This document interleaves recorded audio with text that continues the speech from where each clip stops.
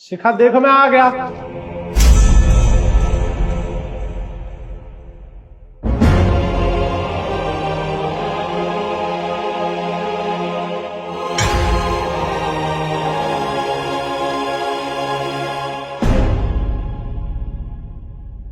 Ma'am साहब, आपने जैसा मुझसे करने के लिए कहा था मैंने बिल्कुल वैसा ही किया। आप चाहती थी ना कि मैं मालिक को आपके रास्ते से हटा दूं, हटा दिया मैंने। अब आप अपना वादा पूरा कीजिए।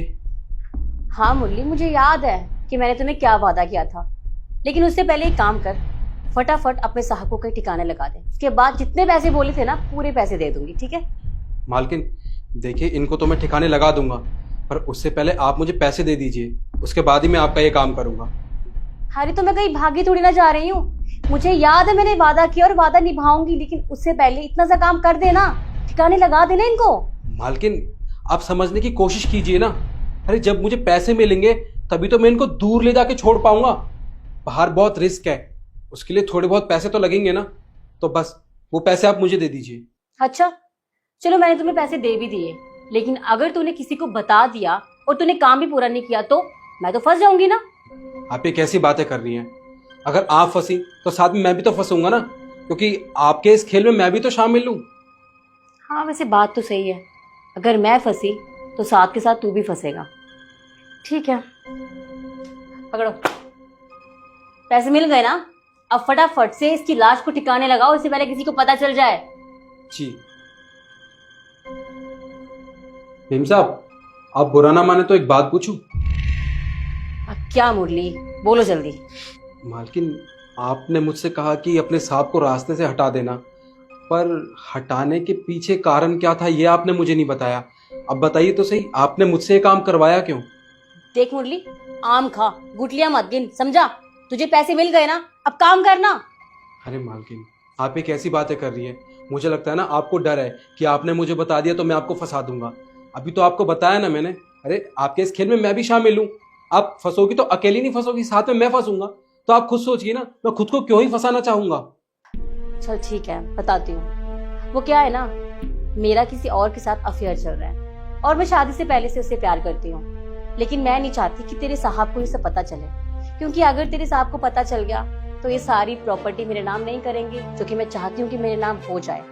इसीलिए मैंने ये सब प्लानिंग की और इसीलिए मैंने आज इनको ठिकाने लगा दिया। अब पता चल गया ना, और तुझे पैसे मिल भी गए। अब फटाफट से मेरा काम कर, तूने बहुत टाइम खराब किया वैसे भी। मालकिन ये आपने मेरे हाथों से क्या करवा दिया? अरे साहब तो आपसे बहुत प्यार करते थे ना, और आप अब बाहर किसी और के साथ चक्कर चला रही हो। अरे आपको शर्म आनी चाहिए। अरे फालतू का ज्ञान मत दे, जितना बोला ना उतना कर। आया साहब, सुना ना आपने मेम साहब ने क्या कहा? हाँ मैंने अच्छे तरीके से सुन लिया।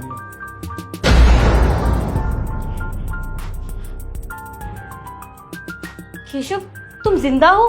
इसका मतलब ये सब तुम दोनों की प्लानिंग थी? इसने ना मुझे सब कुछ पहले बता दिया था।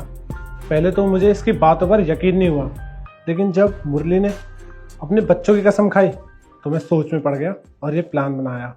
और देखो, तुम इस प्लान में आसानी से फंस गई। अरे शिखा, तुम्हें शर्म नहीं आई? तुम प्रॉपर्टी की बात कर रही थी।